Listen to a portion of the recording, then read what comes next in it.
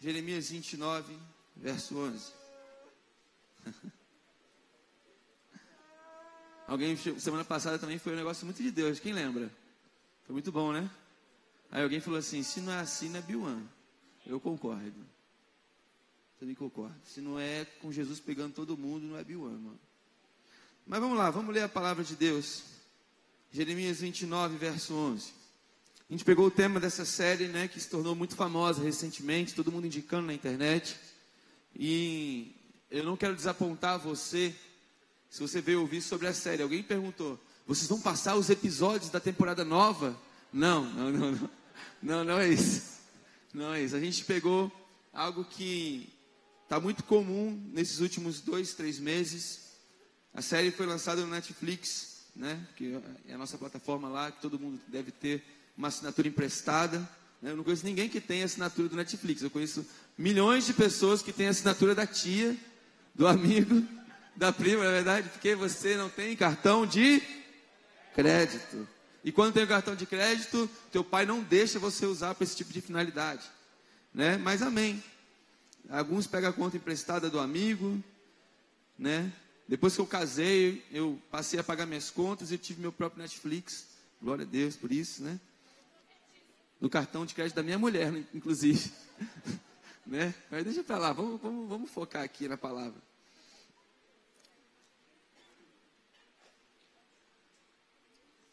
Hoje eu queria conversar com vocês sobre os planos do professor. Aliás, inspirado no Newton, porque eu botei esse tema, ainda nem tinha orado e perguntado para Jesus o que eu ia abordar nesse tema.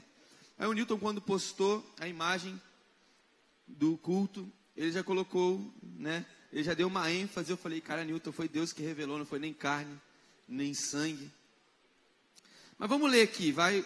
Antes da gente começar exatamente a leitura, eu queria explicar uma coisa. Jeremias 29, nada mais é do que uma carta de Deus escrita através de Jeremias para o povo de Israel que estava passando pelo exílio na Babilônia. O que é exílio? É quando você é tirado do seu próprio lugar e é levado para um outro país, uma espécie de prisão ou reclusão.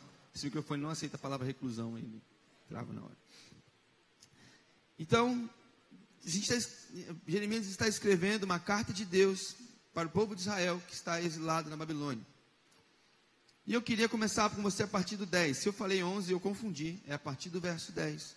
Eu queria ler com você. Diz o seguinte: assim diz o Senhor, quando se completarem os 70 anos da Babilônia, eu cumprirei a minha promessa em favor de vocês, de trazê-los de volta para esse lugar, porque sou eu quem conheço os planos que eu tenho para vocês, diz o Senhor, planos de fazê-los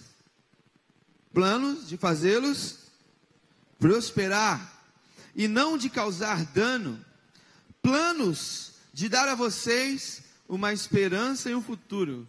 Quem assistiu a série aí sabe muito bem que está todo mundo ali com esperança, com um plano ali para esperança e futuro. Eu queria que você linkasse algumas coisas comigo, e aí depois a gente vai falar mais sério ainda. Então, vocês clamarão a mim, e virão orar a mim, e eu os ouvirei. Vocês me procurarão e me acharão, quando me procurarem de todo o coração. Eu vou te buscar. Foi inspirado nisso aí. Eu me deixarei ser encontrado por vocês, declara o Senhor, e os trarei de volta do cativeiro. Isso aí é a Tóquio, quando foi presa, o professor foi lá e libertou-a. Eu os reunirei de todas as nações. Aí no caso eles usaram cidade, né? Berlim, Oslo, Helsinki, quem sabe aí, vai? Rio, o Rio você sabe, né? Denver, Berlim e Moscou, tá certo. Então, em outras palavras, eu reunirei de todas as nações, ou todas as capitais, no caso aí, né? De todos os lugares para onde eu os dispersei, e os trarei de volta para o lugar de onde os deportei, diz o Senhor. Amém. Eu é que sei, no caso Deus, os planos que eu tenho sobre vocês. Eu é que sei os projetos que eu tenho para vocês. E a Bíblia vai dizer no Salmo 139 de que os projetos que Deus tem para nós, mesmo que alguém diga o contrário, os projetos que Deus tem para nós, eles foram formados e gerados quando nós ainda nem existíamos. O salmista chega a dizer: Deus, sem que haja uma palavra na minha boca, eis que, ó Senhor, tudo já conheces. Paulo fala que Deus, ele projetou a sua vida desde a eternidade. Eu sou capaz de dizer, de antes de criar o mundo, Deus tinha planejado com tudo o que ia acontecer no mundo. Antes de que qualquer coisa acontecesse, Deus já tinha feito um incrível plano desde a eternidade. E Ele conseguiu não só criar um plano para a humanidade, mas Deus, Ele foi tão incrível que Ele conseguiu fazer um plano para cada pessoa. Jesus não sonhou com a humanidade, Ele sonhou com pessoa. Jesus não projetou a humanidade simplesmente, Ele projetou você. Há pessoas que pensam: Deus está tão próximo de algumas pessoas, mas Ele está tão distante de mim. Deus está operando tantas maravilhas na vida de algumas pessoas, mas parece que na minha vida, os projetos de Deus estão um pouco atrasados. Ou até mesmo pode ser que no meio de tanta gente, Deus deve ter esquecido de mim. Pô, pastor, eu fui naquele encontro com Deus. Aliás, queria falar duas coisas com você. Tem um Vida Vitoriosa daqui a pouquinho. 16 a 18. Se você não fez ainda, você está alucinado, que você tem que fazer. Vai ser mais 3 dias onde Deus vai vir e vai olhar nos seus olhos. A outra coisa, tem as fotos aí atrás. Eu queria que depois, quando aparecer aqui, eu falo sobre elas. Mas quem aqui... Alguém aqui se batizou hoje? Não. Eu tenho uma pessoa. 1, 2, 3. Deus abençoe, Deus abençoe, Deus abençoe. Quero dizer uma coisa para você. O que é o batismo? O batismo é você dizer assim, eu dei um pause mesmo na palavra. O batismo é você dizer assim: eu agora realmente estou decidido a viver para Jesus. O batismo é quando você fala assim: cara, é verdade, não tem como eu correr do amor de Jesus. Eu quero viver para Ele, eu dou a minha vida para Ele. Eu queria desafiar você a sair do muro, cara. A entregar a sua vida a Jesus de todo o coração. E falar: não só vou entregar aqui, como vou me batizar, vou me pertencê-lo. Vou pegar a certidão de nascimento, vou falar: sou filho de Deus mesmo. Porque é muito engraçado que as pessoas falam assim: ah, eu sou filho de Deus, porque Deus é pai, não é padrasto, essas coisas, né? Eu sou filho de Deus, mas as pessoas... Eu queria que você dissesse que você é filho do seu pai sem uma certidão de nascimento. Sem certidão de nascimento não tem herança, mano. Sem expressão pública. Porque o que é a certidão de nascimento? Senão uma expressão pública, para que todos saibam que você é filho daquela mulher e daquele homem. E o batismo é como se fosse uma certidão de nascimento. Sabe, enquanto você não se assume de Deus, não espere ter os direitos de Deus sobre a sua vida. Pastor, eu não queria me batizar não, mas agora eu estou até correndo. Quando é que é a próxima aula? Mas é verdade. É muito legal falar: eu amo a Jesus, mas quando você ainda não disse: eu estou disposto a todos reconhecerem que eu sou filho dele mesmo. Quem ainda não se batizou, eu não aponto o dedo, ainda mais se você ainda não batizou por falta de tempo. Você nem se converteu ainda, vai converter hoje e vai batizar daqui a pouco. Mas se você não se batizou ainda, eu quero dizer um negócio: se desespere. Porque você é como um filho que ninguém sabe quem é o seu pai. O batismo é uma decisão para que todos saibam: Deus é meu pai. E o batismo é tão incrível que não só você diz no batismo: Deus é meu pai. Quando você lê a história de Jesus, quando ele se batizou, não só Jesus falou: Deus é meu pai, mas dos céus veio uma voz dizendo: esse é meu filho. Uau, isso, né, cara? Sinistro isso, né? Deus falou: esse é o meu filho. Quando? No batismo. O batismo é uma certidão de nascimento. Queria que você soubesse disso. E quem não tem certidão de nascimento não tem direitos. Quem não assume Jesus como pai, quem não ouviu de Deus que Ele é seu pai, não tem muitas condições de gozar os direitos que Deus quer dar sobre você.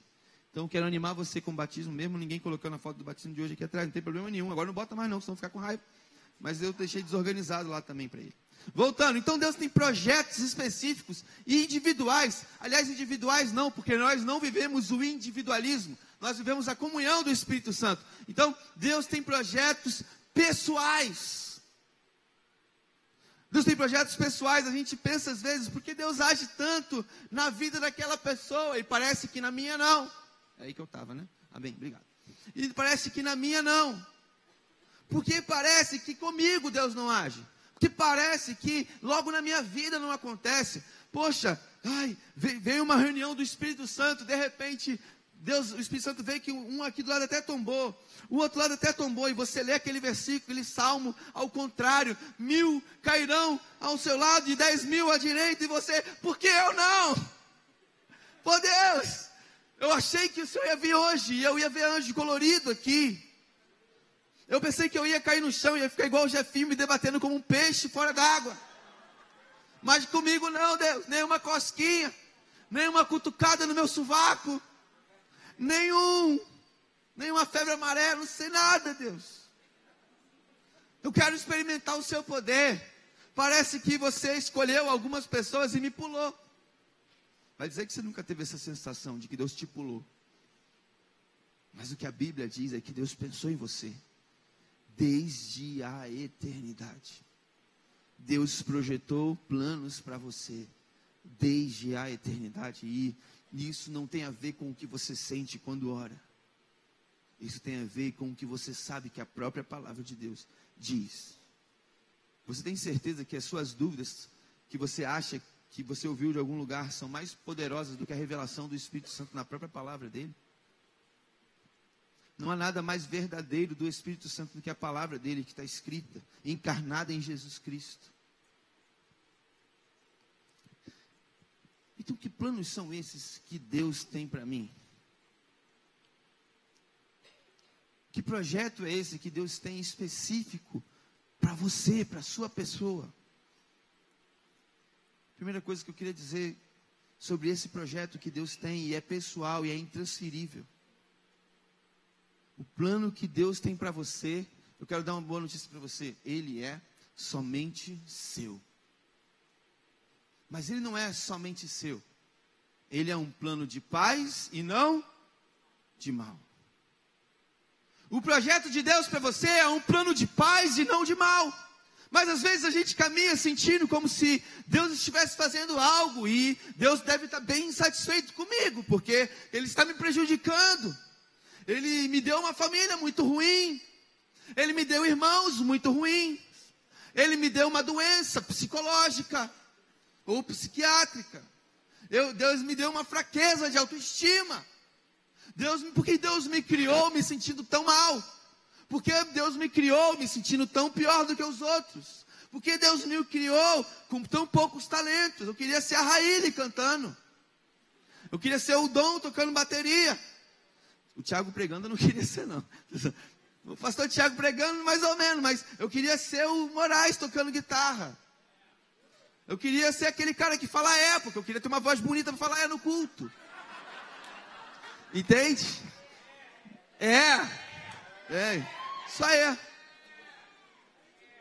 Então eu vou começar a falar para ver se, assim como o pessoal percebe, aquela pessoa começa a ser percebido também.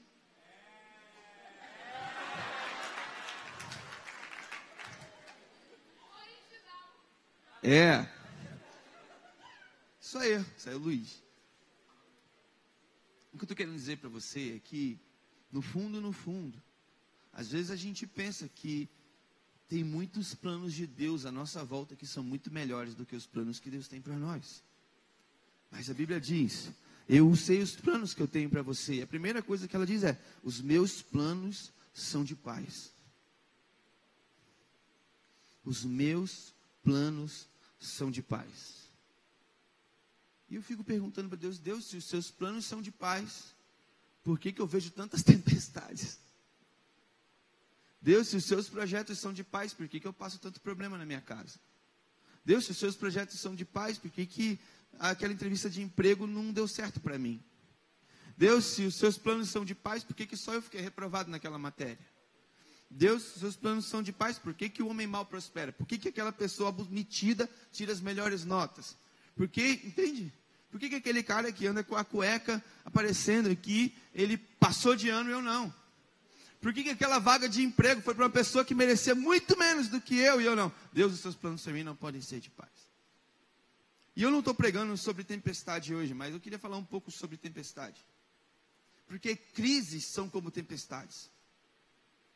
Problemas que a gente passa são como tempestades. Eu queria ser rápido, eu vou tentar, meu Deus. São como tempestades.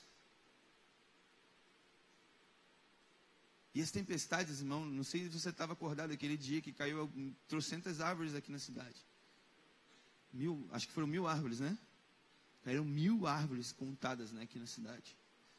E algumas caíram lá na CDD. E não bastasse ter caído lá no brejo lá da CDD, outras pegaram fogo. Mas existe algo interessante nas tempestades, porque tem tempestade. Eu lembro que uma jovem aqui da igreja, vou denunciar logo, a Giovana Rosa, adoro. A Giovana me mandou uma mensagem, eu achei muito engraçado, muito hilário, ao mesmo tempo nada verdadeiro, mas tudo bem. A única certeza que eu tenho é por causa de Jesus. Ela falou assim: pastor, você está aí? Isso no dia seguinte de manhã. Falei, eu estou. Ai, graças a Deus, não foi o arrebatamento. Eu falei, qual é, vacilona? Tô santo mesmo, é porque tu não conhece a minha história, senão tu não ia falar isso. Mas ela meteu essa. Mas eu não quero dizer isso porque às vezes as tempestades dão pra gente uma sensação do apocalipse. Sim ou não? Eu lembro que eu morava em Arraial do Cabo, e lá venta bem forte.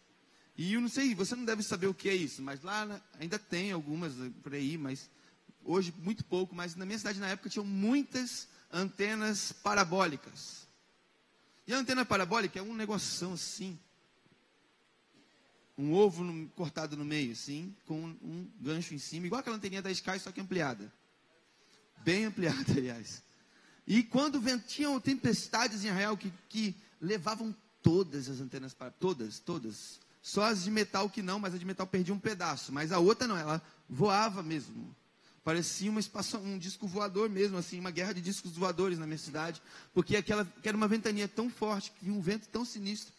E quando vinha essa chuva, eu ficava pensando, será que se eu sair de casa, esse vento vai me suspender, vai me levar? Era a sensação que eu ficava. Eu falei, mano, eu não posso sair de casa, que senão eu vou voar, com certeza. É um tornado. Aliás, imagine um tornado. E quando vinha aquilo, eu falei, cara, com certeza Jesus está voltando hoje.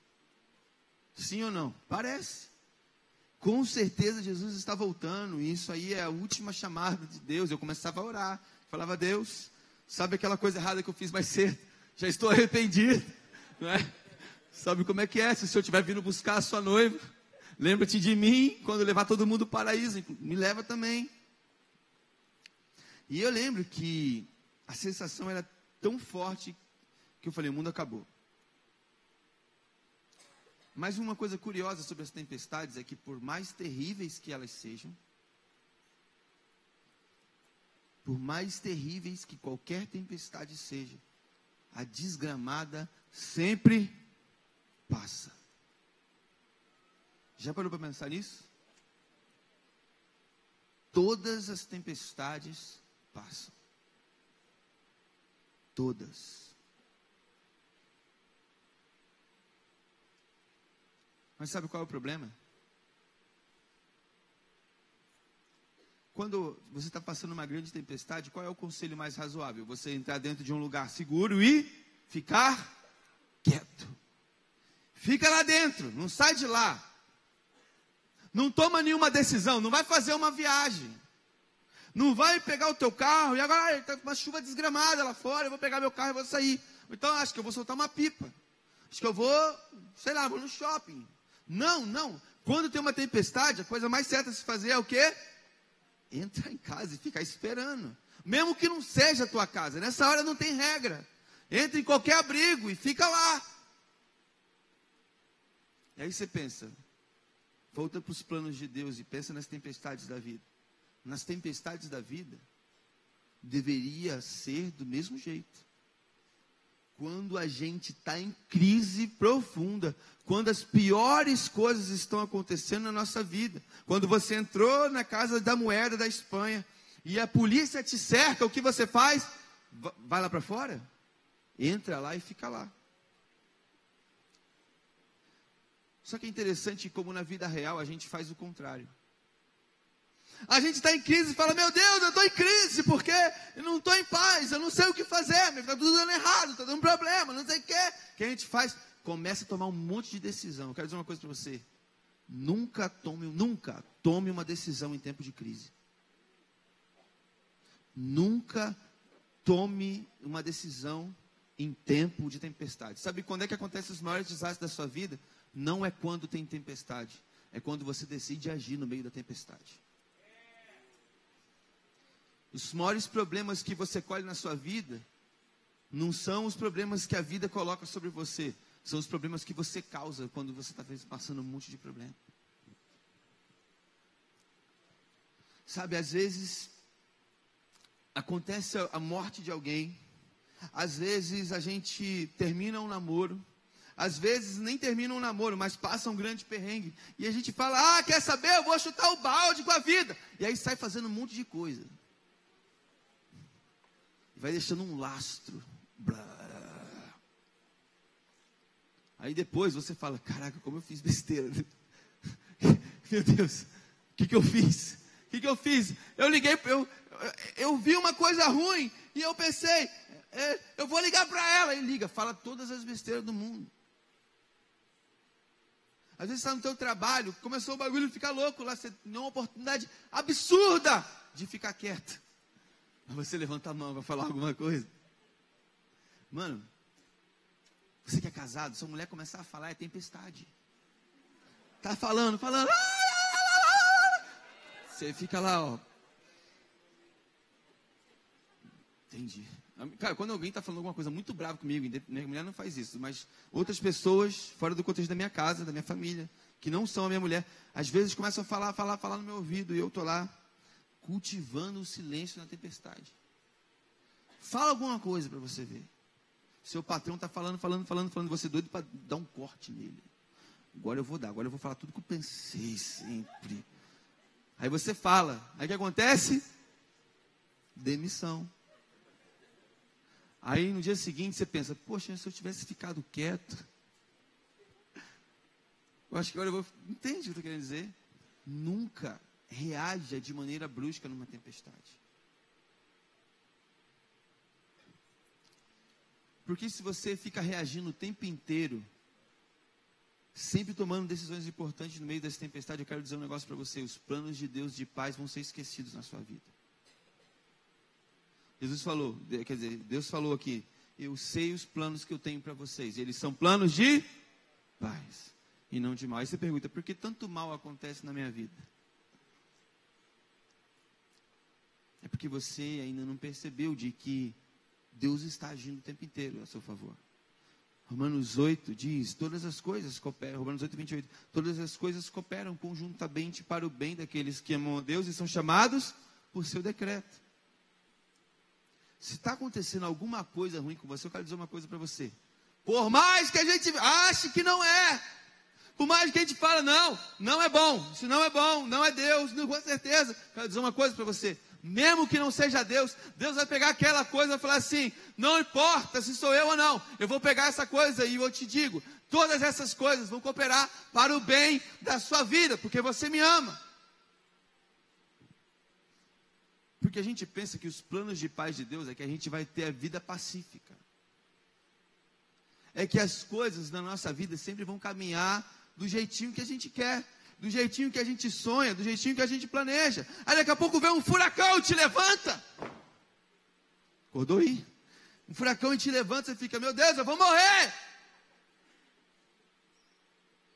Mas se você fosse ouvir a voz do Espírito Santo, ele ia dizer, ei, calma lá.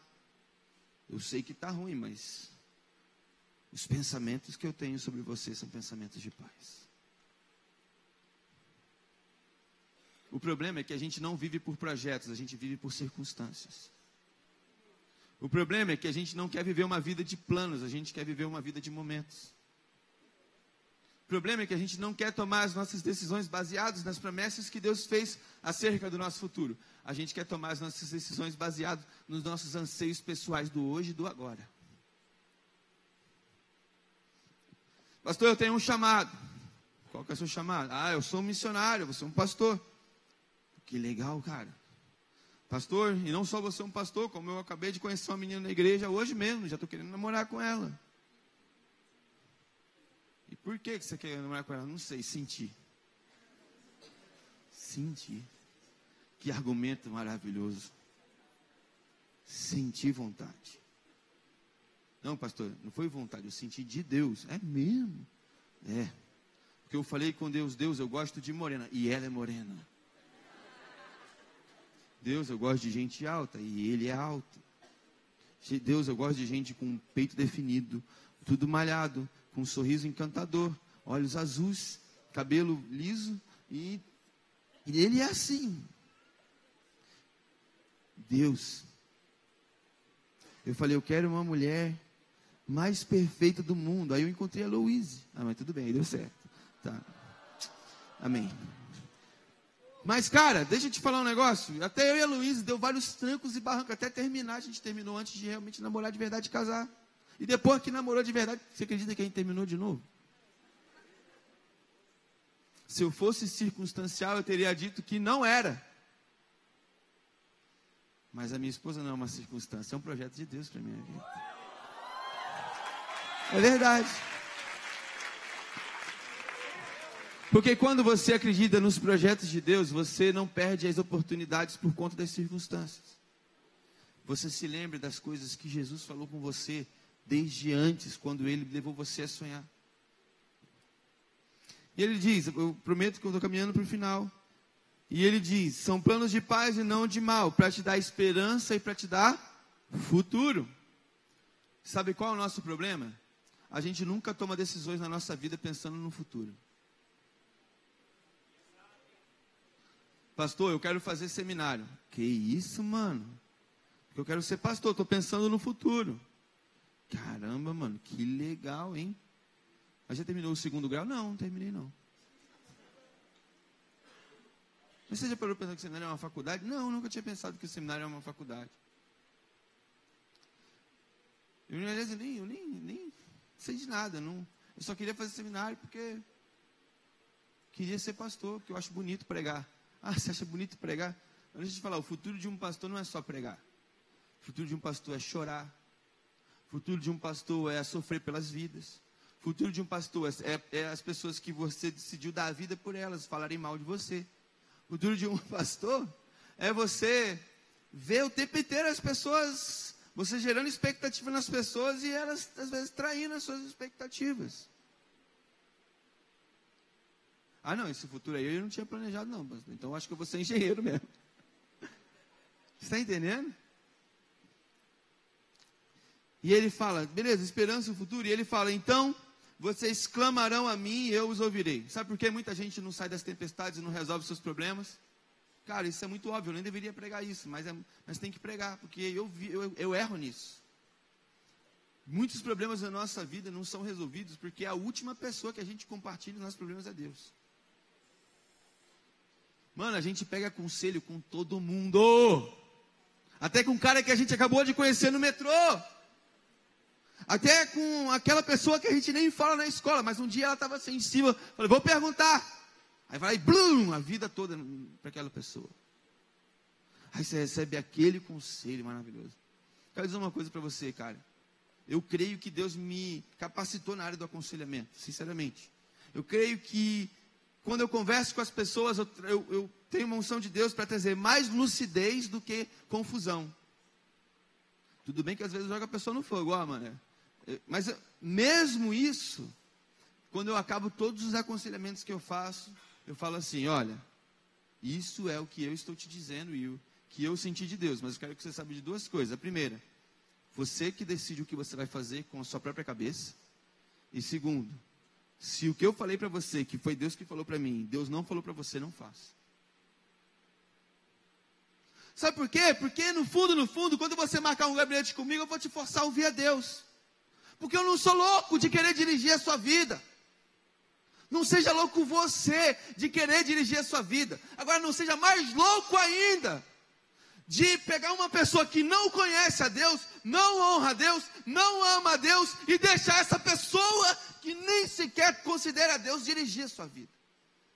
Ah, pastor, mas aquele meu professor de filosofia, ele é tão inteligente. Ah, pastor, mas aquela pessoa, ela já namorou muitas pessoas. Ela não é crente não, mas ela tem uma sabedoria. Mano, eu acredito que existe sabedoria, inclusive de Deus lá fora. Acredito. Mas eu quero dizer uma coisa para você, cara. Você precisa ter discernimento para saber se realmente é Deus que está falando através das pessoas ou não. E normalmente as pessoas lá fora, elas estão dando todo tipo de conselhos. E poucas vezes são da parte de Deus.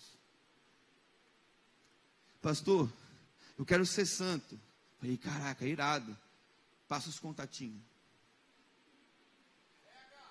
Passa os conselheiros. Aí, vou te dar um conselho, mano. Terminou com a sua namorada? Vamos beber todas hoje.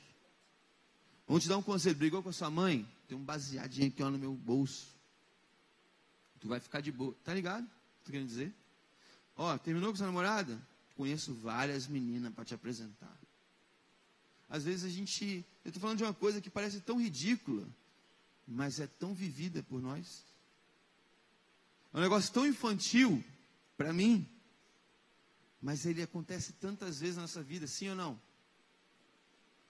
Sabe por quê? Porque a gente quer tomar as nossas decisões e a gente não quer ouvir a voz de Deus. E tem vezes que a gente não ouve a voz de Deus propositalmente. Sim ou não? Jonas, olha Deus, o povo de Nínive é terrível, eles querem acabar com a gente.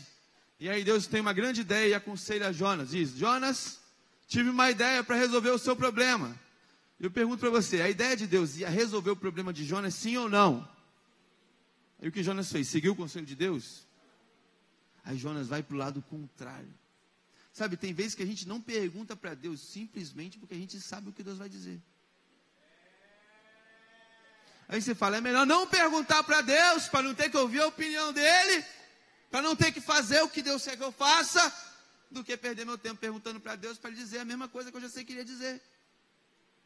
Vou te falar uma coisa, 80% das suas crises é porque você é cabeça dura, e não porque Deus não fala com você. Aliás, Deus sempre fala com você. Mas a gente, sei lá, a gente fica cego. E às vezes a gente fala, não vou nem orar, sabe porque Deus não vai me ouvir. Mas o que a Bíblia está me dizendo aqui é, então vocês clamarão a mim, e virão orar a mim, e eu os ouvirei. Aí você fala, pastor, eu já busquei a Deus e ele não me ouviu. Eu senti que ele não me ouviu, porque ele não me respondeu. É mesmo? Você buscou a Deus e ele não te respondeu? É, pastor? Eu já estava uns 3 meses sem orar, mas ali 5 minutinhos, hoje de manhã, quando eu acordei, falei, Deus fala comigo. 5 minutinhos, você falou para Deus falar contigo. E aí você leu a Bíblia. Não, a Bíblia eu não li não, eu só falei, Deus fala comigo. Aí você parou então, pelo menos para escutar ali, ficou assim, Deus, só sai daqui quando você falar. Não, também não, eu tinha outro compromisso aí, fui embora. Ah, entendi. Vamos ver se funciona aí, então. Eu estou 3 meses sem falar com a minha esposa, ou com minha mãe, ou com meu pai, ou com meu irmão.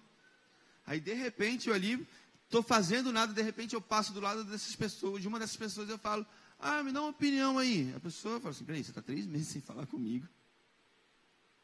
E você quer uma resposta agora, quer um conselho meu, eu nem te conheço direito mais.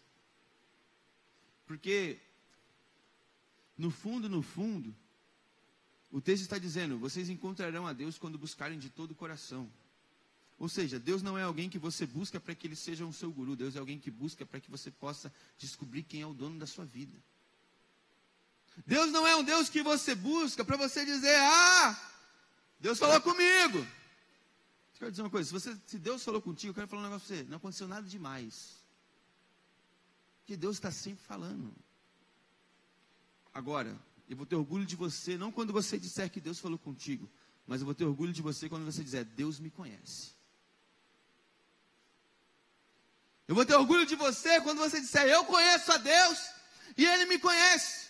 O meu coração é de Deus e o coração dele é meu. Ou você acha que é hipocrisia o que está dizendo lá, eu sou do meu amado e ele é meu? Você acha que isso é romance barato? Você acha que Cantares vai dizer, eu sou do meu amado e ele é meu, simplesmente por romance barato? Mais uma poesia para criar um funk no Brasil? Não. A declaração de Cantares de Salomão está dizendo, eu vivi algo tão profundo com Deus, que o nosso espírito se confunde. Sabe, Deus não está esperando você buscá-lo para dar respostas. Deus está esperando você buscá-lo para que Ele possa se dar para você e você se dar para Ele. Porque quando você se dá para Deus, Ele não deixa, cara. Aí é muito louco isso. Quando você se dá para Deus, Deus não deixa você tropeçar. Pensa um cara que é autossabotável, eu lembro, cara, que eu sou aquela pessoa que, eu já falei isso uma vez no culto da igreja, vou acabar agora primeiro. Eu sou aquela pessoa que eu consigo fazer uma coisa muito incrível. Cara, que coisa incrível, ninguém nunca fez isso que eu fiz agora. 3 segundos depois, irmão, eu consigo fazer uma outra coisa 50 vezes mais incrivelmente bosta. E eu pioro tudo. E eu jogo tudo que eu conquistei de repente no ralo. Completamente autossabotável, irmão. Eu sou assim. Eu estou pregando aquele sermão, de repente uma palavra que eu falo, joga tudo no lixo. Eu fiz um negócio incrível aqui na igreja, o pastor José fala, meu Deus, esse menino vai longe. De repente fala uma coisa ali que... Está entendendo? Irmão, não é que eu faço isso um mês depois, eu faço 30 segundos depois. Que eu faço um negócio legal. Eu olho para uma pessoa, a pessoa, ai pastor, você falou minha vida, eu estou aqui chorando, Jesus está aqui. Eu vou lá e falo alguma coisa, irmão, que eu falo, às vezes a pessoa fala assim, eu te odeio, eu te odeio, eu te odeio, eu te odeio. Mas eu estou melhorando nisso, porque eu não gosto de ser um cara autossabotável. Mas sabe o que é mais incrível? Quando eu estou vivendo meu tempo de oração e meu relacionamento com Deus está em dia. Eu quero dizer uma coisa, eu não consigo me sabotar, porque Deus cuida de mim. Quando eu estou vivendo um relacionamento profundo e íntimo com Deus, nem eu mesmo consigo me atrapalhar. Quem dirá o diabo? Sabe por quê? Porque todas as coisas cooperam para o bem daqueles que amam a Deus e são chamados pelo seu decreto, cara. Eu quero dizer uma coisa para você. Não viva baseado nos planos que você acha que Deus te deu. Viva baseado em um relacionamento onde você anda perto de Deus. Porque quando você está perto de Deus, Ele naturalmente vai executar os seus planos. Às vezes a gente foca muito no plano e pouco em Deus. Às vezes a gente foca muito no projeto e pouco na presença. Só que quando você foca no projeto, o projeto deixa de ser o projeto, porque no fundo, o projeto sempre foi Deus. Porque foi Deus quem sonhou o projeto. Ele não fala, você sabe o plano que eu tenho para você. Ele não fala isso. Ele fala, eu sei o plano que eu tenho para você. Sabe por que a gente erra muito? Porque a gente cisma em dizer para Deus que a gente sabe qual é o plano que é dele. A gente cisma em dizer que sabe qual é o plano de Deus, mas Deus não falou, você sabe o meu plano. Ele falou, eu sei o plano que eu tenho para você. É por isso que muitas vezes você anda com a sensação de que você está no lugar errado. Está fazendo a coisa errada. Está vivendo o projeto errado. Mas ei, quem é você para dizer qual é o projeto? Se o projeto sempre foi dele. Se você quer saber se o projeto é de Deus ou não, estabeleça relacionamento com Ele. E Ele aos poucos vai não te revelar qual é o projeto. Ele vai te ajustar o projeto. O problema da gente é que a gente quer muita revelação e pouco ajuste. É fácil você sair daqui ou então vir aqui e ouvir uma profecia, ou você ir numa igreja do Reteté, de qualquer lugar, que é uma bênção. Eles revelam mesmo. Mas é fácil você ficar todos os dias indo procurar uma revelação.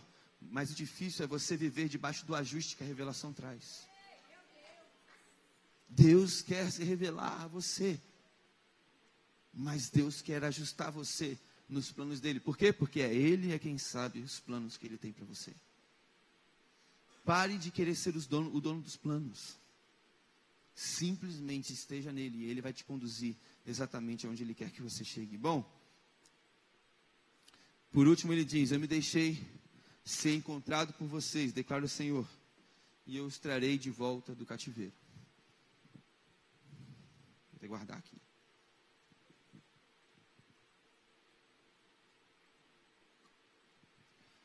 O Deus que faz planos para você, o professor, ele diz duas coisas: eu me deixarei ser encontrado por você e eu libertarei você do cativeiro. Não precisa levantar a mão, mas eu quero fazer uma pergunta. Quem aqui se sente às vezes aprisionado? Seja numa circunstância, seja em você mesmo, seja por algo maligno, seja lá o que for. Eu pensava que libertação é quando eu vinha aqui, colocava a mão sobre uma pessoa e falava: sai demônio, e ele saía. Eu pensava que a minha vida ela iria para frente, eu ia me sentir livre em Deus a partir de quando eu simplesmente declarasse algo poderoso sobre mim.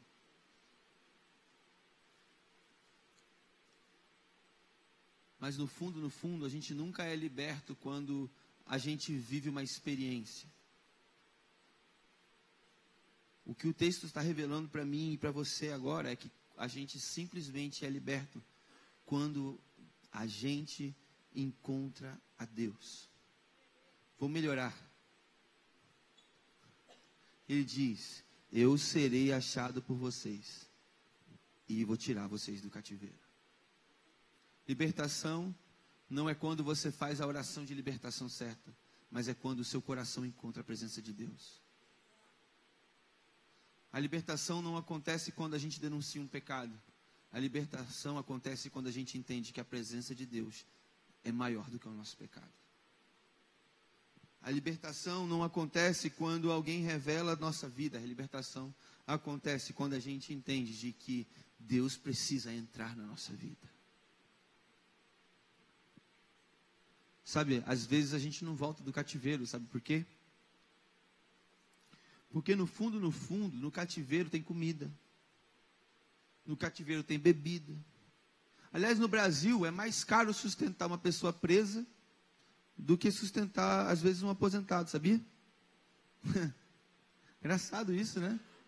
Está num país que o cara paga anos para aposentar e é mais caro sustentar um presidiário do que sustentar um aposentado. Não é loucura isso? E a gente vai mudar a lei do aposentado, porque vai falar que está caro pagar para os aposentados. E está caro mesmo. Quem estuda economia sabe que deve ter umas contas para melhorar isso aí, mas não é pouco dinheiro. Mas o que eu estou querendo dizer para você é que a vida do cativeiro muitas vezes é mais confortável. A vida de não andar liberto por Jesus muitas vezes é mais confortável. É melhor ficar na cama deitado do que sair e enfrentar a vida. É melhor ficar de mal com aquela pessoa que eu amo do que ir até ela e confrontar o meu próprio pecado. É melhor culpar os outros do que pedir perdão. É melhor ficar dentro da igreja do que ir lá fora pregar. Porque até a igreja pode se tornar um cativeiro. Porque a igreja, ela é uma maternidade quando você acaba de nascer espiritualmente, mas ela é uma prisão quando você já é maduro.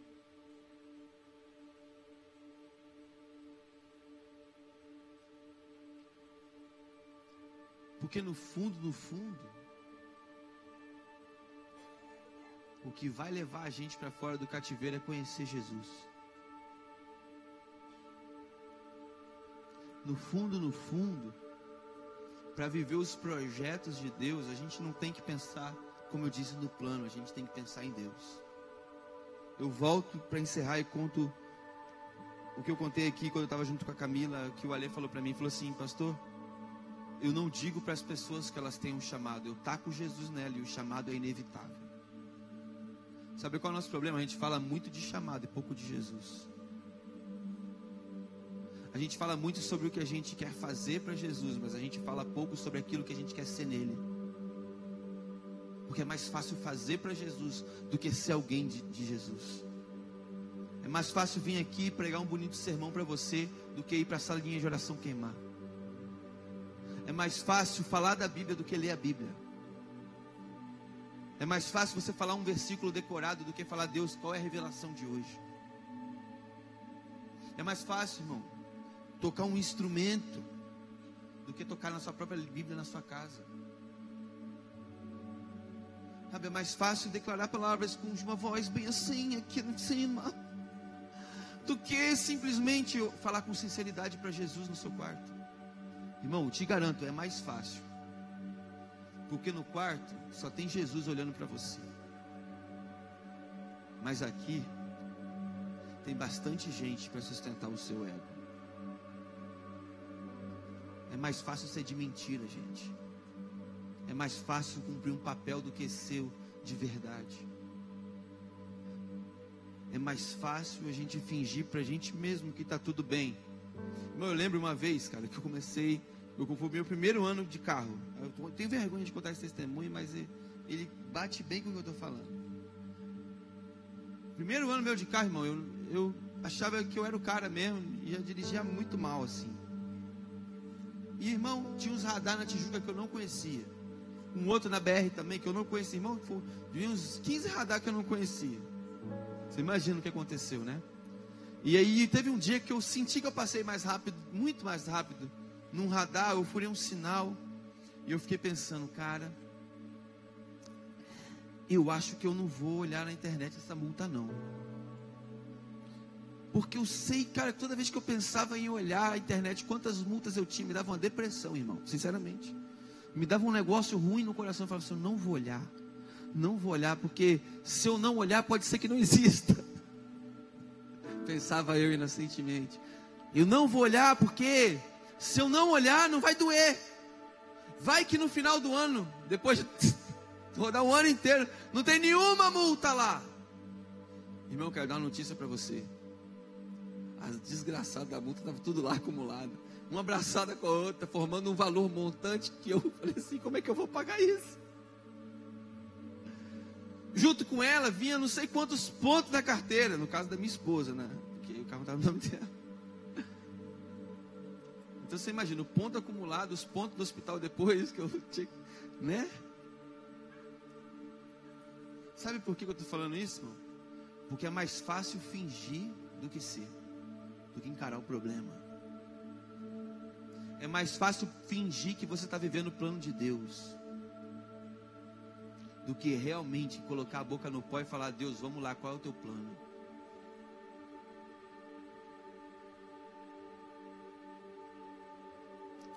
Sabe, a igreja evangélica é a igreja que mais fala: Deus tem um plano para a sua vida.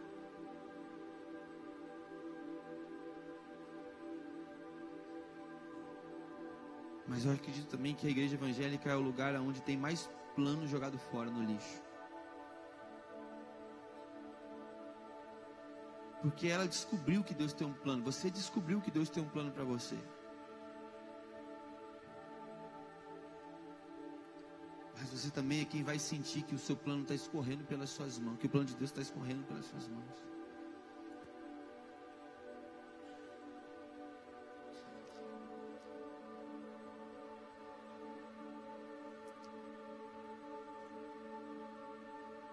Até quando a gente vai fingir para a gente mesmo que Deus não está chamando a gente para fazer nada? Até quando a gente vai acreditar para a gente mesmo de que a gente pode viver uma vida fingindo que Deus não está querendo interagir com a gente? Eu queria pedir para você ficar de pé onde você está.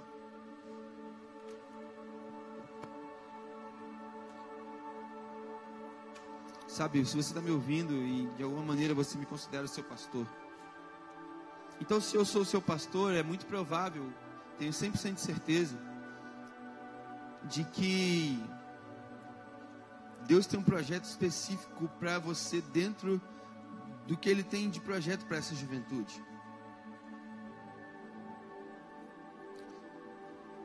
Sabe, eu queria que você, de olhos fechados, perguntasse para Deus qual é o plano dele, não qual é o plano que você acha que ele tem. Eu queria que você perguntasse agora, de olhos fechados para Deus, se realmente você está desenvolvendo um relacionamento com Deus a ponto de Ele permitir ser encontrado por você. Eu queria que você perguntasse para Deus: Deus, quais são os meus cativeiros que você quer me libertar? Quais são as coisas que me prendem e você quer me libertar? Quais são os empecilhos para que os seus planos possam ser realizados realmente na minha vida? Deus, por que eu ainda estou ficando desesperado demais durante as tempestades da minha vida? Deus, por que eu ainda tomo tantas decisões no momento onde o Senhor simplesmente está me mandando a me aquietar e saber que o Senhor é Deus? Sabe, tem muita gente aqui que precisa aprender a se aquietar no meio das tempestades. A Bíblia é quem diz: aquietai-vos e sabei que eu sou Deus.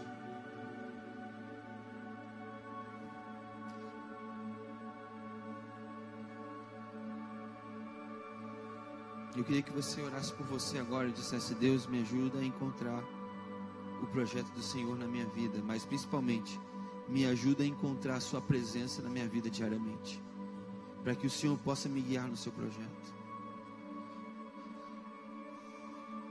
Não tente fazer o projeto de Deus, deixe Deus te guiar no projeto dele. Esteja com ele, cultive a presença dele.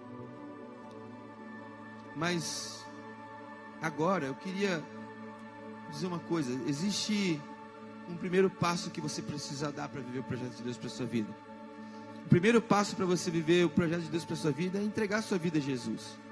De repente você está aqui, você escutou isso e falou assim: pastor, eu não sei como começar a viver um projeto de Deus. Eu quero dizer uma coisa para você, eu te digo agora como você vai começar.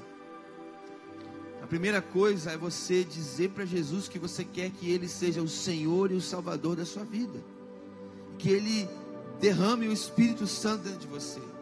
A primeira coisa é você reconhecer que você precisa dele, e que você cometeu erros e pecados, e você errou o alvo muitas vezes, e por isso você precisa do perdão dele, e precisa da presença dele sobre você. Um dia ele veio, mesmo você cometendo erros, ele veio, ele pagou o preço pelos seus erros, ele morreu numa cruz, ele derramou o sangue dele, porque a Bíblia diz que o salário do pecado é a morte. Ele morreu no seu lugar para que você não precisasse morrer. E depois ele ressuscitou dizendo: eu tenho poder sobre a morte, e eu posso dar para você o poder sobre a morte. Em outras palavras, eu posso dar para você a vida eterna. E a Bíblia diz que se você crer de todo o coração que Jesus ele foi suficiente e que Ele pode te dar a vida eterna, a Bíblia diz que você, crendo nele, você não vai receber a vida eterna, você tem a vida eterna. No segundo em que você crê, você recebe a vida. Esse é o primeiro passo que você precisa dar para viver os planos de Deus. E eu quero perguntar nessa noite, quem hoje quer dar esse passo? Se você quer entregar sua vida a Jesus agora, você vai fazer uma oração junto comigo. Diga assim: Jesus, eu te dou a minha vida. Eu reconheço os meus erros, as minhas falhas, os meus pecados. Mas eu peço hoje: Jesus, vem morar em mim. Vem transformar a minha vida. Vem executar o seu projeto na minha vida. Eu me entrego totalmente para você, para os seus planos, para a sua vontade. Em nome de Jesus. Ainda você de olhos fechados, eu quero fazer uma pergunta muito importante. Quem hoje fez essa oração junto comigo, aí no seu lugar? Eu queria que acendessem as luzes lá no fundo, mas você continua de olhos fechados, todo mundo. Eu queria saber hoje, quem entregou a sua vida a Jesus hoje fazendo essa oração? Levante uma das suas mãos, eu quero orar por você. Que Deus te abençoe. Mais alguém? Que Deus abençoe, que Deus abençoe, que Deus te abençoe, que Deus te abençoe. Mais alguém nesse lado? Que Deus te abençoe ali atrás. No meio aqui, alguém fez essa oração hoje. Que Deus te abençoe. Mais alguém? Que Deus te abençoe aqui no canto. Que Deus te abençoe lá atrás. Que Deus te abençoe, que Deus te abençoe. Mais alguém aqui no meio que fez oração? Levanta sua mão, eu quero orar por você. Que Deus te abençoe, que Deus te abençoe. Aliás, vamos fazer o seguinte: você que levantou a sua mão, sai do seu lugar e vem aqui, tem uma equipe, a gente quer orar por você. A gente quer orar por você agora. Sabe, e se você está do lado de alguém que fez essa decisão, pega essa pessoa, vem com ela, não deixa ela ficar com vergonha. Até porque não é lugar para vergonha aqui, é a decisão mais importante da sua vida. Sai do seu lugar, vem aqui, cara. Eu quero orar por você, tem uma equipe aqui que quer orar por você, quer ministrar a presença de Deus sobre você. Agora eu quero fazer uma outra coisa. Você olha para a pessoa que está do seu lado aí e pergunta para ela: ei, você fez essa decisão hoje? Sim ou não? Agora responde. Se essa pessoa disse sim, pega ela agora e vem aqui na frente junto com ela. Vai, pega ele, vem junto, vem junto. Se a pessoa disse sim, vem com ela, não deixa ela sozinha aí. Isso, pega essa pessoa, vem com ela, cuida dela, ama ela, derrama o amor de Deus sobre ela. Olha quanta gente, cara, Deus é muito bom, mano. Isso é o símbolo de uma caminhada extraordinária com Jesus. A equipe está aqui, ora por essa pessoa agora. Ora com essa pessoa. Glória a Deus. Eu quero orar também com quem veio aqui, por quem veio aqui na frente. Jesus, muito obrigado por esse momento. Obrigado por cada vida que se entregou para o Senhor hoje. Começou uma nova caminhada. Toca o coração deles, muda essa trajetória de vida deles. Faça algo extraordinário no coração deles. Realiza um plano, um projeto lindo do Senhor na vida deles. Pai, que eles entendam que a vida deles agora não pertence mais a eles mesmos, mas pertencem ao Senhor Jesus. Então, em nome de Jesus, eu declaro um novo começo. Eu declaro que eles vão ser como árvores que fincam suas raízes na presença de Deus, e eles vão frutificar. Mas Jesus, eu não peço só por eles, eu peço por cada jovem nesse lugar, cada pessoa nesse lugar, que nós sejamos como árvores que ficam suas raízes na sua presença, para a gente dar o nosso fruto na estação própria, e tudo aquilo que a gente fizer, as nossas folhas não caiam, mas pelo contrário, a gente prospere. Em nome de Jesus, amém.